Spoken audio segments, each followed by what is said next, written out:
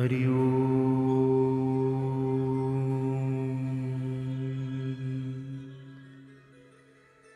श्री गणेशाय नमः। श्री सरस्वती नमः।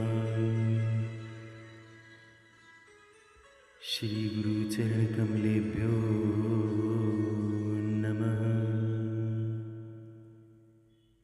श्री मातृपितृचरण कमलेभ्यो नमः। लंबोदरं परं सुंदरमेकदन्तं रक्तांबरनेत्रिनयनं परं पवित्रम् उद्यदिवाकर करोज्ज्वलकायकान्तं विघ्नेश्वरं सकलविघ्नहरं नमामि।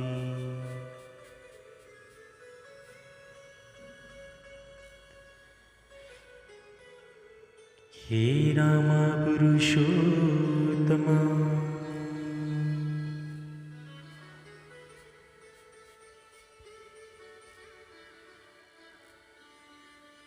नरहरे नारायण केशव गोविंदा गरुड़ध्वजा गुणनिधे दामोदर माधवा हे कृष्ण कमलापते यदुपते सीतापते श्रीपते वैकुंठारीपते चराचरपते लक्ष्मीपते पाहि मां।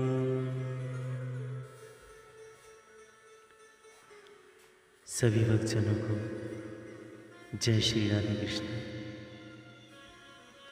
प्रिय भक्तजनों, आज हम कार्तिक महात्म्य कथा के 24वें अध्याय में प्रवेश कर रहे हैं। बोलो विष्णु भगवान की जय, कार्तिक महात्म्य की जय, तुलसा मैया की जय, शंकर भगवान की जय। राजा पृथु बोले, हे मुनि श्रेष्ठ, आपने तुलसी जी के पौधे के इतिहास का वर्णन किया, व्रत महात्म्य के विषय में कहा। अब आप कृपा करके मुझे ये बताइए कि कार्तिक मास में क्या और भी देवताओं का पूजन होता है, ये विस्तार से बतलाइए। श्री नारद जी बोले, पूर्व काल की एक बात है। एक पर्वत पर करवीकर में धर्मदत्त नामक विख्यात कोई धर्मज्ञ ब्राह्मण रहते थे। एक दिन कार्तिक मास में भगवान विष्णु के समीप जागरण करने के लिए वे भगवान के मंदिर की ओर जा रहे थे। उस समय एक पहर रात्रि बाकी थी। भगवान के पूजन की सामग्री साथ लिए जाते हुए ब्राह्मण ने मार्ग में देखा एक भयंकर राक्षसी आ रही है। उसका शरीर नंगा और मांस रहित था। उसके बड़े बड़े दांत, लपटी हुई जीभ थी। लाल नेत्र देखकर ब्राह्मण भय से कांपने लगा। उनका सारा शरीर कंपयमान हो गया। उन्होंने साहस करके पूजा की सामग्री तथा जल से ही उस राक्षसी के ऊपर प्रहार कर दिया। उन्होंने हरि नाम का स्मरण करके तुलसी दल मिश्रित जल से उसको मारा, इसलिए उसके सारे पातक नष्ट हो गए। अब उसे अपने पूर्व जन्म के कर्मों के परिणाम स्वरूप प्राप्त हुई दुर्दशा का स्मरण हो आया। उसने ब्राह्मण को दंडवत प्रणाम करके इस प्रकार कहा, हे ब्राह्मण, मैं पूर्व जन्म के कर्मों के फल से इस दशा को पहुँची हूँ। अब मुझे किस प्रकार उत्तम गति प्राप्त होगी मुझे बतलाइए। धर्मदत्त ने उसे इस प्रकार प्रणाम करते देखकर आश्चर्यचकित होते हुए पूछा, किस कर्म के फल से तुम इस दशा में पहुंची हो? कहाँ की रहने वाली हो? तुम्हारा नाम क्या है और आचार व्यवहार कैसा है? ये सारी बातें मुझे बताओ। उस राक्षसी का नाम कलहा था। कलहा बोली, हे ब्राह्मण, मेरे पूर्व जन्म की बात है। सौराष्ट्र नगर में भिक्षु नामक एक ब्राह्मण रहते थे। मैं उनकी पत्नी थी। मेरा नाम कलहा था और मैं बड़े क्रूर स्वभाव की स्त्री थी। मैंने वचन से कभी अपने पति का भला नहीं किया, उन्हें कभी मीठा भोजन नहीं परोसा, सदा अपने स्वामी को धोखा ही देती रही। मुझे कलह विशेष प्रिय था, इसलिए मेरे पति का मन मुझसे सदा उद्विग्न रहता था।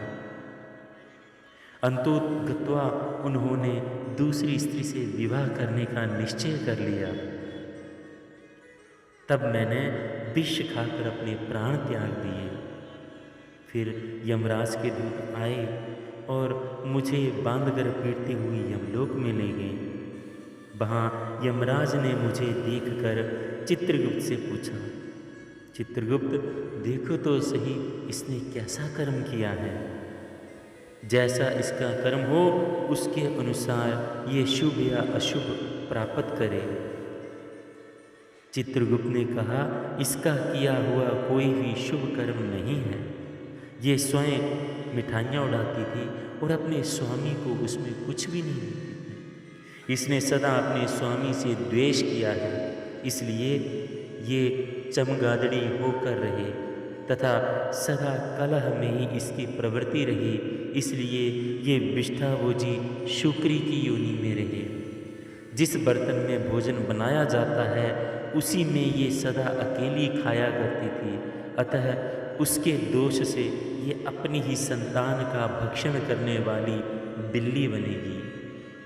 इसने अपने पति को निमित्त बनाकर आत्मघात किया है, इसलिए ये अत्यंत निंदनीय स्त्री प्रेत के शरीर में भी कुछ काल तक अकेली ही रहे। इसे यमदूतों द्वारा निर्जल प्रदेश में भेज देना चाहिए। वहाँ दीर्घ काल तक यह प्रेत के शरीर में निवास करे। उसके बाद ये पापनी शेष तीनों योनियों का उपभोग करेगी। कला ने कहा, हे विप्रवर, मैं वही पापनी कला हूँ। इस प्रेत शरीर से में आए हुए मुझे 500 वर्ष बीत गए हैं। मैं सदैव भूख प्यास से पीड़ित रहा करती हूँ।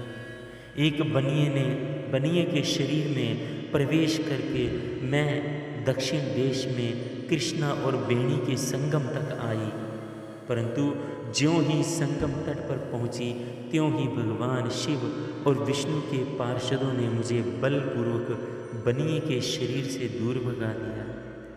तब से मैं भूख का कष्ट सहन करती हुई इधर उधर घूम रही हूँ। इतने में ही आपके ऊपर मेरी दृष्टि पड़ गई। आपके हाथ में तुलसी मिश्रित जल का संसर्ग पाकर मेरे सब पाप नष्ट हो गए।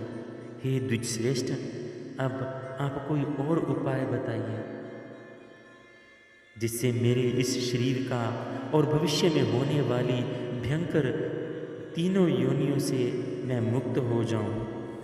कला का ये वचन सुनकर धर्मदत्त उसके पिछले कर्मों और वर्तमान अवस्था को देखकर दुखी हुए।